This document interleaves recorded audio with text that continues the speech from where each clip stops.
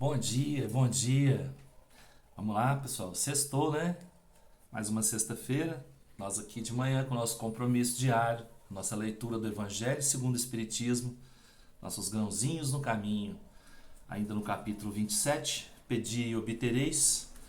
Hoje nós vamos falar um pouquinho da prece pelos mortos e pelos espíritos sofredores. A prece é reclamada pelos espíritos sofredores. Ela lhes é útil porque, vendo que pensam neles, sentem-se menos abandonados, menos infelizes. Mas a prece tem sobre eles uma ação mais direta, reergue-lhes a coragem, excita-lhes o desejo de se elevarem pelo arrependimento e pela reparação, e pode desviá-los do pensamento do mal. É nesse sentido que ela não só pode aliviar, mas abreviar seus sofrimentos. Certas pessoas não admitem a prece pelos mortos, porque na sua crença não há para a alma senão duas alternativas: ser salva ou condenada às penas eternas. E num ou no outro caso, a prece seria inútil. Sem discutir o valor dessa crença, admitamos por um instante a realidade das penas eternas e irremissíveis, e que as nossas preces sejam impotentes para lhes pôr um termo.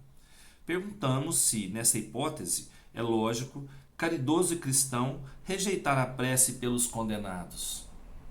Essas preces, por impotentes que sejam para os livrar, não são para eles um sinal de piedade que pode dulcificar seu sofrimento? Sobre a terra, quando um homem é condenado perpetuamente, no caso mesmo que ele não tenha nenhuma esperança de obter graça, é proibido a uma pessoa caridosa ir sustentar suas correntes para lhe aliviar o peso? Quando alguém está atacado de um mal incurável, porque não oferece nenhuma esperança de cura, é preciso abandoná-lo sem nenhum alívio? Imaginai que entre os condenados pode-se encontrar uma pessoa que vos foi cara, um amigo, talvez um pai, uma mãe ou um filho, e porque, segundo vós, não poderá esperar sua graça, lhe recusaríeis um copo de água para estancar-lhe a sede? Um bálsamo para secar-lhe as feridas? Não faríeis por ele o que faríeis por um prisioneiro? Não lhe daríeis um testemunho de amor, uma consolação? Não, isso não seria cristão. Uma crença que resseca o coração não pode se aliar com a de um Deus que coloca em primeiro lugar entre os deveres o amor ao próximo. A não eternidade das penas não implica a negação de uma penalidade temporária, porque Deus, na sua justiça, não pode confundir o bem e o mal. Ora, negar nesse caso a eficácia da prece seria negar a eficácia da consolação, do encorajamento e dos bons conselhos. Seria negar a força que se aure na assistência moral daqueles que nos querem bem. Eu vou parar aqui nessa leitura de hoje, nesse pedacinho aqui, e amanhã a gente continua. Pois é, as orações dedicadas àqueles que estão em sofrimento, aqueles espíritos que a gente sabe que porventura estão em sofrimento, são muito importantes para eles. São muito importantes para eles. Elas aliviam aquele peso que eles carregam e eles não se sentem abandonados, né, pelos que lhes querem bem, que lhes queriam bem aqui na Terra.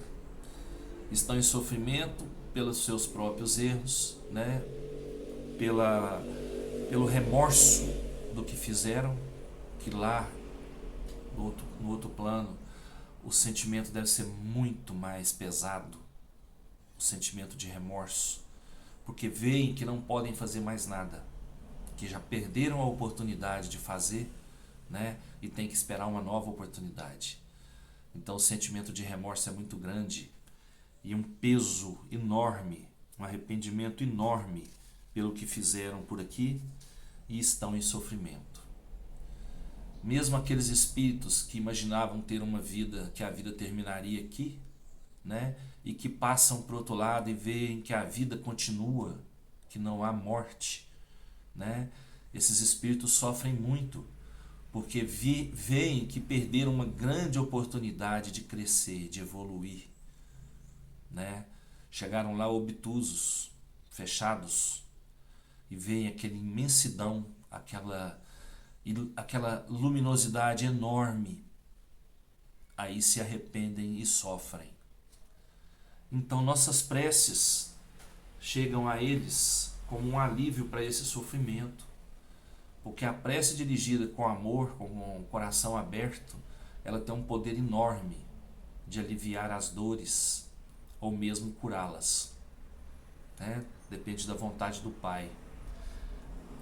Aliviar, colocar um fim, talvez, às provas de muitos.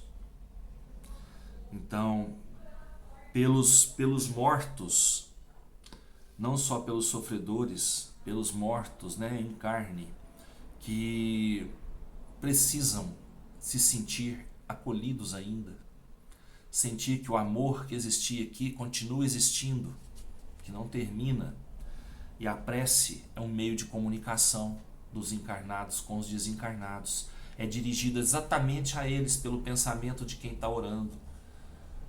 E eles recebem isso com uma força enorme que eles precisam para poder se readaptar, para poder continuar na caminhada e um dia, né, retornar entre nós, entre os vivos, né, aqui da Terra.